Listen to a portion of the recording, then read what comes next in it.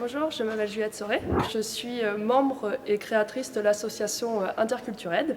Donc, c'est une association qui a été créée l'année dernière, en février dernier, suite à un parcours qu'on a suivi avec l'école centrale et l'école Audencia. Donc, c'est une association qui est composée des étudiants de l'école de manager et l'école d'ingénieurs. Alors, de base, le projet était basé sur, comme on avait comme consigne, venir en aide aux enfants sur Nantes. C'était notre seule consigne et il fallait prévoir un budget de 5 000 € sur ce qu'on ferait si on gagnait ce concours. Du coup, nous, on a eu comme idée de venir en aide aux mineurs isolés étrangers. Donc les mineurs isolés étrangers, c'est un concept que pas beaucoup de personnes connaissent en France. Donc en fait, c'est des jeunes qui arrivent en France entre 15 et 18 ans, qui arrivent sans parents, sans famille, sans personne sur qui compter. Ils sont protégés par la loi de la protection de l'enfance jusqu'à leurs 18 ans. Du coup, ils sont pris en charge par après une branche de l'association Saint-Benoît-l'Arbre qui s'appelle Atome. Donc Saint-Benoît-l'Arbre, pour rappel, c'est une association qui vise à venir en aide aux ceux qui sont exclus de la société, comme les mineurs isolés étrangers par exemple. Du coup, Atome va s'occuper de tout ce qui est juridique, donc tout ce qui est essayer de leur trouver un logement quand ils arrivent en France, parce que quand ils arrivent, ils sont mis dans un hôtel.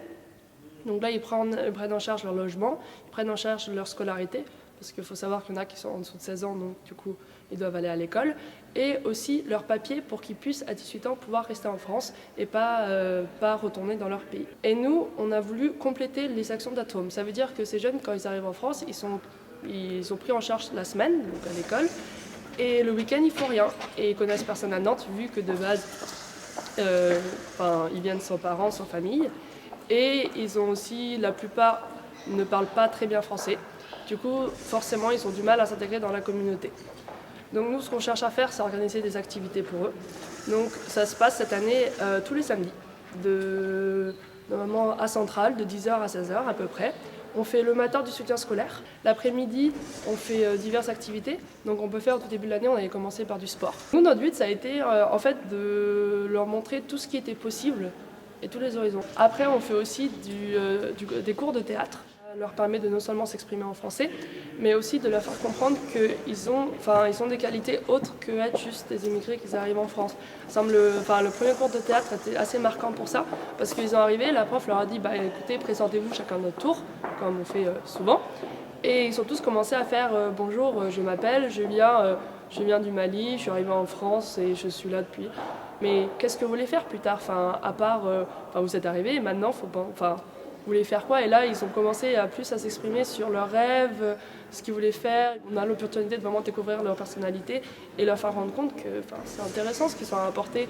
C'est pas seulement nous qui avons à apporter à eux, c'est aussi eux ce qu'ils peuvent nous apporter à nous. On a tendance à être un peu éloigné des problématiques sociales. Et c'est vraiment là ce qui est intéressant par ce projet, c'est que du coup, on rencontre des gens qui n'ont pas eu le même parcours que nous, qui ont un peu plus de difficultés. Il y a aussi toute la différence de culture qui est assez, qu'on se réalise des fois quand on parle avec des jeunes. Il y en a un qui m'a demandé pourquoi j'étais pas encore mariée. J'espère en tant qu'ingénieur que je vais avoir l'opportunité de travailler dans d'autres pays. Et je pense que ça a énormément m'apporté pour mes projets pour la suite professionnelle.